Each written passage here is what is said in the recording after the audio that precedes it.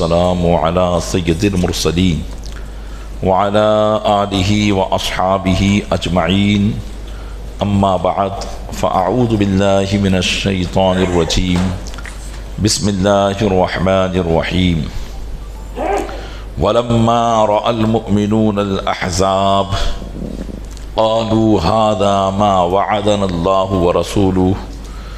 وصدق الله ورسوله وما زادهم إلا إيمانا وتسليما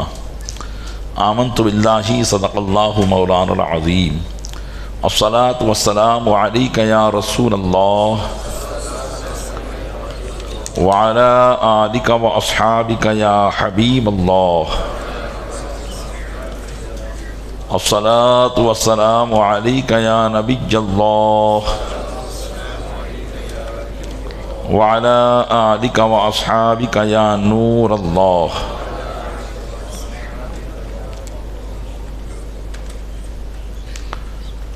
بعد تراویح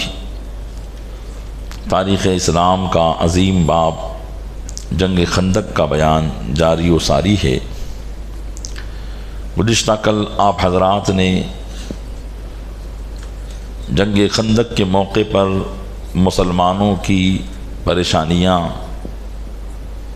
اور پھر ان کو دور کرنے کے لیے نبی رحمت صلی اللہ علیہ وسلم کی برکتوں کا ظہور کس طریقے سے ہوا یہ آپ نے سماعت کیا۔ مورخین فرماتے ہیں کہ صحابہ کرام علیہم الرضوان نے رات دن کوششیں فرما کر 6 دن کی قلیل مدت میں خندق کی کھدائی کا کام مکمل فرما لیا۔ رحمت عالم صلی اللہ علیہ وسلم نے جب خندق مدینہ منورہ کہ اس راستے پر جس راستے سے مشرکین کے لشکر کی آمد تھی، اس راستے پر خندق کا کام مکمل کرنے کے بعد اب صحابہ کرام علیہم الرضوان کو مورچہ بندی کے لیے اس طرف آپ نے روانہ کیا، اس لیے کہ مدینہ منورہ میں رہ کر تو یہ کام نہیں کیا جا سکتا تھا۔ مشرکین خندق کے دوسری طرف آ کر موجود ہو جائیں گے تو صحابہ کرام علیہم الرضوان کو بھی خندق کے اس طرف جا کر اس کی حفاظت کرنا ہے تاکہ کوئی خندق کو پار کر کے مدینہ منورہ میں داخل نہ ہو سکے۔ جبل سلع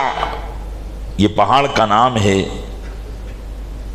اس کو اپنی پشت کی طرف رکھ کر اسلام کی فوج وہاں پر خیمہ زن ہوئی۔ اللہ کے محبوب صلی اللہ علیہ وسلم اپنے 3000 جان نثار صحابہ کے ساتھ مسجد نبوی سے جبل سلع کی طرف روانہ ہوئے، اور آقا صلی اللہ علیہ وسلم کہ یہ عادت کریمہ تھی کہ جب بھی مدینہ منورہ سے آپ باہر تشریف لے جاتے تو مدینہ منورہ میں کسی کو اپنا نائب مقرر فرماتے تھے۔ اس موقع پر آقا صلی اللہ علیہ وسلم نے حضرت عبداللہ بن ام مکتوم کو اپنا نائب مقرر فرمایا۔ اب مدینہ منورہ میں صرف کمزور یا خواتین اسلام ہی تھیں، اور ان کو بھی اپنے اپنے مختلف گھروں میں نہ رہنے دیا، بلکہ بیچ شہر میں ان خواتین کو بسا دیا گیا، اور ان کی حفاظت کے لیے چند مردوں کو چھوڑ دیا گیا تاکہ وہ خواتین کی حفاظت کرے۔ اور مدینہ منورہ کے جو چوڑے راستے تھے، بڑی سڑکیں تھیں، ان پر دیواریں کھڑی کر دی گئی، اور اس طریقے سے جو آبادی کا علاقہ تھا وہ چاروں طرف سے بند کر کے قلعہ نما بنا دیا گیا تاکہ دشمن یکبارگی اندر گھس بھی آئے تو اسے حملہ کرنے میں دقتوں کا سامنا کرنا پڑے۔ ان تمام حفاظت کے معاملات کو انجام دے کر آقا صلی اللہ علیہ وسلم جبل سلا کو اپنے پیٹھ کے پیچھے کر کے خندق کے ایک طرف والے حصے پر تشریف فرما ہو گئے اور اپنا خیمہ آپ نے وہیں لگایا۔ امہات المومنین اور نبی کریم صلی اللہ علیہ وسلم کی گھرانے کی خواتین ایک الگ علاقے میں تھے، جہاں پر حضرت صفیہ رضی اللہ تعالیٰ عنہ جو آقا صلی اللہ علیہ وسلم کی پھوپھی جان تھی وہ بھی موجود تھی۔ حضرت سعد بن معاذ رضی اللہ تعالیٰ عنہ سب سے آخر میں وہاں جانے کے لیے نکلے تو حضرت ام المومنین عائشہ صدیقہ رضی اللہ تعالیٰ عنہ نے حضرت سعد بن معاذ کو دیکھا کہ حضرت سعد بن معاذ جا رہے ہیں اور انہوں نے ایک چھوٹی زرہ پہنی ہوئی ہے، جو آہینی کپڑا جنگ کے وقت پہنا جاتا تھا تاکہ تلوار یا تیر کا اثر جسم پر نہ ہو، تو وہ لوہے کے کپڑے، لوہے کی قمیص آپ نے پہنی ہوئی تھی لیکن چھوٹی تھی، اور اس سے آپ کے بازو باہر نکلے ہوئے تھے اور آپ کا نیزہ بھی چھوٹا تھا۔ آپ کی والدہ نے یعنی حضرت سعد بن معاذ کی والدہ بھی اسی گھر میں تھی جہاں ام المومنین عائشہ صدیقہ تھی۔ کہتی ہیں جب ان کی والدہ نے انہیں دیکھا تو فرمایا کہ سعد جلدی کرو، تمہیں بہت دیر ہو چکی ہے اور مسلمانوں کا لشکر پہلے سے پہنچ چکا ہے۔ تو حضرت عائشہ صدیقہ رضی اللہ تعالیٰ عنہا نے حضرت سعد بن معاذ کی والدہ سے کہا کہ آپ دیکھتی نہیں کہ سعد نے چھوٹی زرہ پہنی ہوئی ہے اور ان کے بازو کھلے ہوئے ہیں، اگر وہ بازو بھی زرہ سے ڈھانپ لیتے تو یہ ان کے لیے بہتر ہوتا۔ تو اس مومنہ صادقہ حضرت سعد کی والدہ نے عرض کیا یقضی اللہ ما ہوا قاض، اللہ جو فیصلہ فرمائے فرمائے، میں نے تو اپنے بیٹے کو راہ خدا میں نکال دیا ہے۔ اب ہوا بھی یہی کہ آخرکار حضرت سعد بن معاذ کے اسی بازو پر جو زرہ سے خالی تھا مشرکین کا ایک تیر آ کر لگا، جس سے آپ کے ہاتھ میں زخم ہو گیا اور پھر اسی سے آپ کی شہادت واقع ہوئی۔ الغرض مشرکین کا یہ لشکر جو تقریباً 10 یا 12 ہزار کی تعداد پر مشتمل تھا، بڑی تیز رفتاری کے ساتھ مدینہ منورہ کی طرف رواں دواں تھا، اور جب مسلمان خندق کے قریب پہنچے تو یہ لشکر بھی وہاں آن پہنچا۔ ان کے ارادے ایسے تھے کہ اب تو ہم اتنی بڑی تعداد کے ساتھ ہیں اور فوراً اب مدینہ منورہ میں داخل ہو کر اینٹ سے اینٹ مدینے کی بجا دیں گے اور ان کے جوانوں کو قید کر لیں گے اور ان کی عورتوں کو ہم اپنی باندیاں بنا لیں گے۔ لیکن جیسے ہی مدینہ منورہ کے وہ قریب آئے اور خندق انہوں نے کھودی ہوئی دیکھی، جبکہ عرب میں ایسی خندقیں اس سے پہلے کبھی کھودی نہیں گئی تھی، یہ ملک فارس کا آئیڈیا تھا جو حضرت سلمان فارسی نے دیا تھا، تو دیکھ کر تعجب میں پڑ گئے کہ ان کو ایسی سوچ کس نے دی، یہ کیسے انہوں نے خندق کے ذریعے اپنی حفاظت کا سامان کر لیا اور ہمارے لیے مدینہ منورہ میں گھسنا مشکل کر دیا ہے۔ بڑے پریشان ہوئے اور پھر وہاں پر وہ خیمہ زن ہو گئے۔ مورخین لکھتے ہیں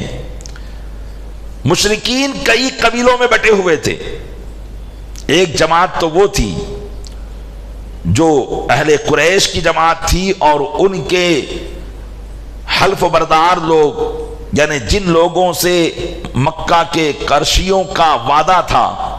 قبیلے بنو کنانہ وغیرہ وہ لوگ تھے، اور دوسری جماعت وہ تھی جو نجد،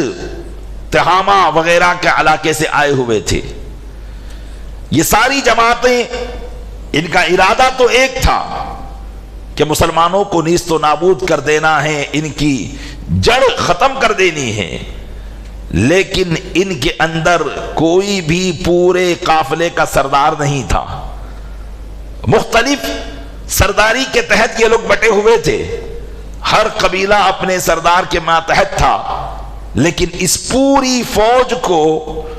تیار کرنے کے لیے کوئی ایک سپہ سالار کی سپہ سالاری پر یہ لوگ تیار نہیں ہوئے تھے. غرض کی جب انہوں نے خندق کا یہ معاملہ دیکھا تو ان کا سارا پروگرام فیل ہو گیا. اب تدبیریں کرنے لگے. ان کے جو جنگی ماہرین تھے ان کو بلایا گیا، مشورہ کرنے لگے کہ کس طریقے سے اب ہم مسلمانوں پر حملہ کریں. حالانکہ ہم ان کی ان سے تعداد میں 3-4 گنا زیادہ ہیں. مسلمانوں کی تعداد 3000 تھی اور ان کی تعداد 10-12 ہزار. تو کہا 3 یا 4 گنا ہم لوگ زیادہ ہیں، لیکن اس کے باوجود ہم مدینے پر حملہ نہیں کر سکتے ہیں. اگر چھپ کے ہم خندق میں داخل ہونے کی بھی کوشش کریں گے تو آقا صلی اللہ علیہ وسلم نے وہاں تیر بازوں کی صف لگائی ہوئی تھی کہ اگر کوئی چوری چھپ کے داخل ہونے کی کوشش بھی کرے تو اس کو تیروں سے چھلنی کر دیا جائے، اسے اپنی طرف آنے ہی نہ دیا جائے، یا ایسے پتھر اسے مارے جائے کہ وہ واپس پلٹنے پر مجبور ہو جائے، کیونکہ خندق گہری بھی تھی اور چوڑی بھی تھی. الغرض ان کے ماہرین جمع ہوئے اور انہوں نے اس پر غور و خوض کرنا شروع کیا. غور و خوض کرنے کے بعد، سوچ و بچار کے بعد وہ اس نتیجے پر پہنچے کہ ہمیں ابھار کر لانے والے بنو قریظہ کے سردار حوی بن اخطب تھے. بنو نذیر کے سردار حوی بن اخطب تھے، اور حوی بن اخطب جو بنو نذیر کا سردار تھا، اور بنو نذیر یہودی قبیلہ جس کو نبی کریم صلی اللہ علیہ وسلم نے مدینہ منورہ سے جلا وطن کر دیا تھا. تو انہوں نے حوی بن اخطب کو بلایا اور اس سے پوچھا کہ حوی بن اخطب، اب تم ہی ہماری مدد کر سکتے ہو، بتاؤ ہم مدینہ منورہ میں کیسے داخل ہوں؟ ہمارے ماہرین جنگ نے ایک تدبیر سوچی ہے، اس کو عملی جامہ تم ہی پہنا سکتے ہو. حوی بن اخطب نے کہا کہ تم جو کہو گے میں تمہارا مکمل تعاون کرنے کی کوشش کروں گا، بتاؤ کیا تدبیر ہے؟ کہا تمہارا ایک یہودی قبیلہ ابھی تک مدینے کے اندر موجود ہے، قبیلے بنو قریظہ. یہ دوسرا قبیلہ تھا، اس کو ابھی جلا وطن نہیں کیا تھا، اور نبی کریم صلی اللہ علیہ وسلم نے اس قبیلے سے بھی عہد کر رکھا تھا، اور ابھی تک اس قبیلے نے آقا صلی اللہ علیہ وسلم سے کوئی عہد توڑا نہیں تھا. اس لیے اس کو کہا کہ بنو قریظہ ابھی تک موجود ہے، تم کسی بھی طریقے سے خندق پار کر کے یا پیچھے کے راستے سے قبیلے بنو قریظہ کے سردار کعب بن اشرف کے پاس جاؤ اور اسے اکساؤ، بہلاؤ، اور ان کو اس بات پر آمادہ کرو کہ وہ مسلمانوں پر اندر سے حملہ کرے، پیچھے سے حملہ کریں، اور ہم سامنے سے پتھر مار کر حملہ کریں. اس طریقے سے ہم مسلمانوں پر فتح یابی کر سکتے ہیں. اس کے علاوہ تو کوئی راستہ نہیں ہے، کیونکہ بنو قریظہ مدینے میں آباد تھے. صحابہ کرام علیہم رضوان خندق کے پاس سے اگر وہ پیچھے سے آ کر سارا کے سارے حملہ کرتے، کیونکہ مدینے میں تو صرف عورتیں اور کمزور اور بوڑھے بچے تھے، اس لیے وہ تو ان کا مقابلہ نہیں کر پاتے، تو ادھر سے پیچھے سے حملہ ہوتا اور ادھر آگے سے حملہ ہوتا، مسلمان پسپا ہو کر رہ جاتے. حوی بن اخطب نے ان کو یقین دلایا، اطمینان دلایا کہ ضرور میں اس مہم کو سر کروں گا اور بنو قریظہ کے سردار کعب بن اشرف کو اس کام کے لیے تیار کر دوں گا. چنانچہ حوی بن اخطب کعب بن اشرف کے قریب پہنچا اور اسے کسی بھی طریقے سے ورگلانے کی کوشش کی. کعب بن اشرف نے جب حوی بن اخطب کو دیکھا تو وہ سمجھ گیا کہ اس نے اپنے قبیلے کو تو نبی کریم صلی اللہ علیہ وسلم سے بدعہدی کر کے مدینے سے جلا وطن کروا دیا، یہ ضرور کوئی نہ کوئی ایسی بلا لے کر آیا ہے کہ میرے قبیلے کو بھی پریشان کر دے گا. اس لیے کعب بن اشرف نے حوی بن اخطب کو دیکھ کر اپنے دروازے کو بند کر دیا. حوی بن اخطب دروازے پر پہنچا اور کہنے لگا، یا کعب جئتک بعز الدہر بحرین تام जितुका बिकुरैश अला क़ादतिहा व सादतिहा। होई ने कहा, ऐ काब, मैं तुम्हारे पास जमाने भर की इज्जत लेकर आया हूं, फौजों का एक ठाटे मारता हुआ समंदर लेकर आया हूं, और कुरैश के सारे सरदारों को लेकर आया हूं। वो सब तुमसे दोस्ती का हाथ बढ़ाना चाहते हैं और सब तुम्हारा साथ देना चाहते हैं। शर्त यह है कि तुम पीछे से नबी करीम सल्लल्लाहु अलैहि वसल्लम और उनके साथियों पर हमला कर दो तो हम आगे से हमला कर देंगे। तो काब बिन अशरफ पहली बार में तो उसकी बातों में ना आया, क्योंकि वो बनु नजीर का अंजाम देख चुका था कि कबीले बनु नजीर ने जंगे उहुद के मौके पर मुसलमानों के साथ गद्दारी की थी। अल्लाह के महबूब ने सबके सबको जला वतन कर दिया था और ये कुछ कर नहीं सके थे। तो बनु कुरैजा ने अभी तक कोई ऐसी अहद खिलाफी नहीं की थी। इसलिए काब ने कहा कि ऐ होए, तुम अपने कबीले को तो मुसीबत में डाल चुके हो, क्या मेरे कबीले को भी मुसीबत में डालने आए हो? अभी तक मैंने मोहम्मद सल्लल्लाहु अलैहि वसल्लम से कोई वादा खिलाफी नहीं की है, लिहाजा मैं तुम्हारी बातों में आकर उनसे वादा खिलाफी नहीं कर सकता। और एक रिवायत में यह है कि उसने ये कहा, जितनी बेजुल्लि दहर व बेजहामिन कद उहरिका माउहु, तुम जमाने भर की इज्जत लेकर नहीं आए हो, बल्कि तुम जमाने भर की जिल्लत लेकर आए हो, और ऐसे बादल की तरह फौज लाए हो कि जिस बादल को पानी से खाली कर दिया गया हो, जो सिर्फ गरजना जानता है, बरसना नहीं जानता है। इसलिए कि यहूदी मुसलमानों की ताकत देख चुके थे। वो ये जानते थे कि मुशरिकीन अगरचे इनसे 3 गुना ज्यादा है, 10 गुना भी ज्यादा हो तो वो मुसलमानों का कुछ बिगाड़ नहीं सकते हैं, वो मुसलमानों का कुछ बिगाड़ नहीं सकते हैं। इसलिए उसने कहा कि ये जो फौज, ये ठाटे मारता समंदर जिसको तुम कह रहे हो, ये ऐसे बादल की तरह है जो गरजना जानते हैं लेकिन बरसना नहीं जानते। इसलिए तू मेरे लिए कोई इज्जत लेकर नहीं आया है, बल्कि जिल्लत का सामान लेकर आया है कि मुझे भी मोहम्मद सल्लल्लाहु अलैहि वसल्लम के वादे के खिलाफ वर्जी पर उभार कर तू मुशरिकीन के साथ मिला दे, और जब वो शिकस्त पा जाए तो फिर हमें भी यहां से निकाल दिया जाए या हमारे साथ भी कोई और बुरा बर्ताव किया जाए। इसलिए वो तैयार ना हुआ। लेकिन हुवै बिन अख्तब बराबर कोशिश करता रहा, उसे वरगलाता रहा और ये कहता रहा कि देखो अभी हालात बिल्कुल दूसरे हैं, मुसलमान भी खौफजदा हैं, इसी वजह से तो उन्होंने खंदक खोदी है, और वो सारे के सारे एक जगह जमा हैं, और तुम्हारे पास हथियार भी हैं, घोड़े भी हैं, ऊंट की तादाद भी है। अगर तुम सब यकबारगी हमला करोगे तो इधर पीछे से तुम्हारा लश्कर होगा, आगे से मुशरिकीन का लश्कर होगा, और मुसलमान बीच में पसपा होकर रह जाएंगे। जब उसने बार बार कोशिश की तो काब बिन अशरफ आखिरकार मुसलमानों के साथ वादे को तोड़ने पर तैयार हो गया और मुशरिकीन का साथ देने पर तैयार हो गया। इधर नबी करीम सल्लल्लाहु अलैहि वसल्लम को इस बात की इत्तला मिली कि बनी कुरैजा ने हमसे अहद तोड़ दिया है